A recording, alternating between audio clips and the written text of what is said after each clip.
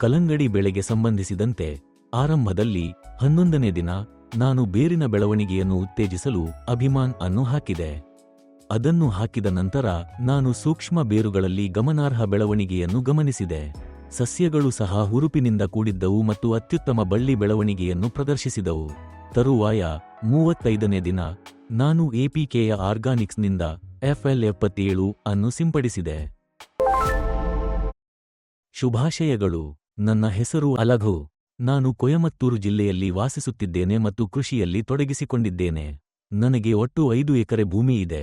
ಅದರಲ್ಲಿ ನಾನು 2 ಎಕರೆಗಳಲ್ಲಿ ಕಲ್ಲಂಗಡಿಗಳನ್ನು ಬೆಳೆಸಿದ್ದೇನೆ. ಕಲ್ಲಂಗಡಿ ಬೆಳೆಗೆ ನಾನು ಆರಂಭದಲ್ಲಿ 11ನೇ ದಿನ ಬೇರಿನ ಬೆಳವಣಿಗೆಯನ್ನು ಉತ್ತೇಜಿಸಲು ಅಭಿಮಾನ್ ಅನ್ನು ಹಾಕಿದೆ. ಆ ಹಚ್ಚುವಿಕೆಯ ನಂತರ ಸೂಕ್ಷ್ಮ ಬೇರುಗಳಲ್ಲಿ ಗಣನೀಯ ಬೆಳವಣಿಗೆಯನ್ನು ನಾನು ಗಮನಿಸಿದೆ. ಸಸ್ಯಗಳು ಬಲವಾದ ಬಳ್ಳಿಯ ಬೆಳವಣಿಗೆಯನ್ನು ಸಹ ಪ್ರದರ್ಶಿಸಿದವು. ನಾನು FL77 ಅನ್ನು ಸಿಂಪಡಿಸಿದೆ. ಸಿಂಪಡಿಸಿದ ನಂತರ ಅತ್ಯುತ್ತಮವಾದ ಹೂವುಗಳು ರೂಪುಗೊಂಡವು. ಹೂಬಿಡುವಿಕೆಯಿಂದ ಕೋಮಲ ಹಣ್ಣುಗಳ ರಚನೆಗೆ ಪರಿವರ್ತನೆಯೂ ಸಹ ಬಹಳ ಭರವಸೆ ನೀಡಿತು. ಮುಂದಿನ ಹಂತವೆಂದರೆ ಆರ್ಬಿಕ್ಸ್ ಅನ್ನು ಅನ್ವಯಿಸುವುದು. ನಾನು ಈಗಾಗಲೇ ಅದನ್ನು ಸಂಗ್ರಹಿಸಿದ್ದೇನೆ ಮತ್ತು ನಾಳೆ ಅದನ್ನು ನೀಡುತ್ತೇನೆ.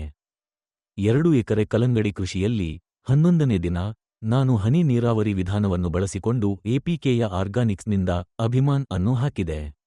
ಇದು ಬೇರಿನ ಅಭಿವೃದ್ಧಿ ಮತ್ತು ಸಸ್ಯದ ಬಳ್ಳಿಗಳ ಹುರುಪಿನ ಬೆಳವಣಿಗೆ ಎರಡಕ್ಕೂ ಅತ್ಯುತ್ತಮ ಫಲಿತಾಂಶಗಳನ್ನು ನೀಡಿತು. ನಾಳೆ ಹನಿ ನೀರಾವರಿ ವಿಧಾನವನ್ನು ಬಳಸಿಕೊಂಡು ಇದನ್ನು ಅನ್ವಯಿಸಲು ನಾನು ಉದ್ದೇಶಿಸಿದ್ದೇನೆ.